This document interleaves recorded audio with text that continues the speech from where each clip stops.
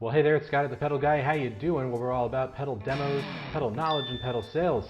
I love pedals, and so do you. In this video, I'm going to take you through a couple of new presets I've created for the NuX MG-300 that focus on the sounds of Kiss. Now, you can use these presets for classic Kiss, for more modern Kiss if you want. It pretty much works either way, and I will leave a link in the video description so you can grab them for yourself. Well, let's get to it. Now, when you want to get that Kiss tone, it comes down to two things: the gear and the attitude. Let's break that down. If you are going to play the songs, you've got to have the gear to match it. And in this case, you've got to have, in my case, I'm using a Gibson Explorer with a high gain humbucker in the bridge position. And it gives me that wonderful crunchy sound. I'm also, of course, using the MG-300 with the presets that I've designed. So that's half of the equation. The other half of the equation is the attitude. Now, when it comes to the attitude, this is what I'm talking about. When you start learning Kiss tracks, they're not really that hard to learn. They're actually pretty straightforward and simple structure. Now, the solos might differ quite a bit because, I mean, Ace is the spaceman after all. But the whole idea is about bringing it to the table. When you listen to Kiss throughout all of their history, whether you're talking about classic Kiss, whether you're talking about 80s, whether you're talking about 90s, they always bring it to the table. And right at the first drop of the pick, they're hitting it right out of the park. And that's the whole thing. Own it. You gotta own it if you really want to get that sound. Okay, have I pepped you up enough? Let's try out the new presets right now. Okay, so if you've watched any of my videos in the past, this is how I structure it out. So this should be very familiar to you. For those of you who haven't watched those videos, basically I go through the signal chain and then I do some audio examples of each preset that I've created for that video. So in any case, let's just jump into it. First and foremost, you can see that I didn't use any compression. I didn't use any extra effects on the rhythm track. I'm going with pure, unadulterated overdrive, and it just really works well for this type of music.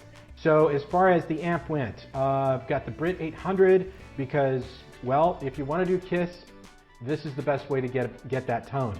And I went with the matching T75 cabinet. And you can also see that I chose to go with the SM57 and I put it dead center. Now, if you want to roll it off a little bit for like a little less EQ, a little less brassiness on the end, you can always just go over to the left a little bit and just put the microphones off axis. But I would stick with dead center. It gave me the best results. Next, I've got the noise gate. If you're playing hard rock, the noise gate is a necessity. Enough said about that. Moving further, this might be the head scratcher, which is the chorus ensemble. Why did I use the chorus ensemble?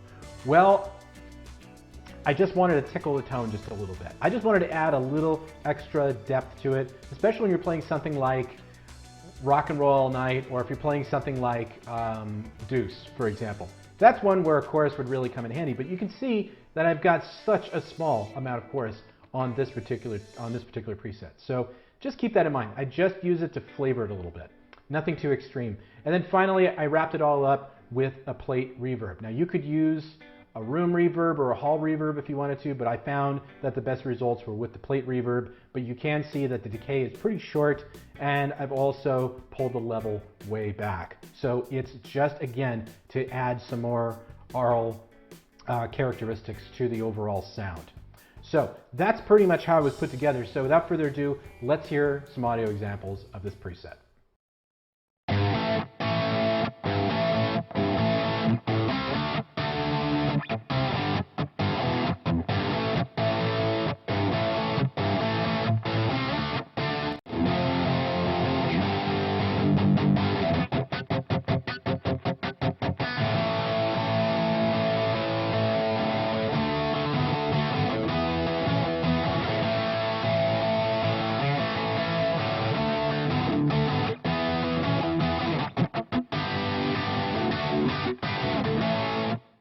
Okay, now we're going to look at the lead tone. Now you can see that this is essentially the same exact setup, except there are a couple of differences through the signal chain. Let's focus in on the differences because the noise gate and the chorus and the reverb and the amp are pretty much all about the same.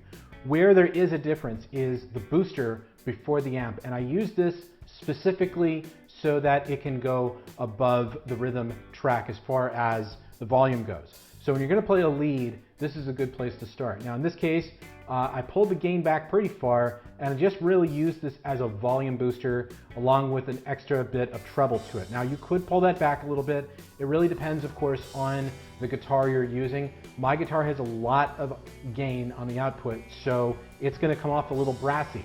So you might wanna pull that back just a little bit or just dial back the tone on the guitar controls. Now the amp is exactly the same, I believe, as the case was with the rhythm track. But what we also did here is I added in an equalizer. And as you can see right here, I made the smallest of adjustments. As I've said throughout this entire series, you've got to really be careful with the equalizer because it's extremely powerful and you can end up really hurting your ears if you're not careful. So take that advice and heed that advice. Okay, moving along, there isn't really any difference between the noise gate and the chorus ensemble or the reverb. It's all pretty much exactly the same. But the purpose here is, again, all about that attitude. While, yes, there were other effects in the signal chain from Kiss, I think that this will get you to that lead tone. And as long as you sell that playing when you're playing the classic solos, when you're trying to emulate that Ace Frehley sound, or whether you're talking about Bruce, or whether you're talking about Vinny, or whether you're talking about any of the other lead guitarists for Kiss, it's all about taking this preset and then really working it as hard as you can. And then if you want to, you can put a couple of extra effects in there. Like it might not be a bad idea to put a delay in here or there, but this will get you roughly to that sound. So now let's hear some examples.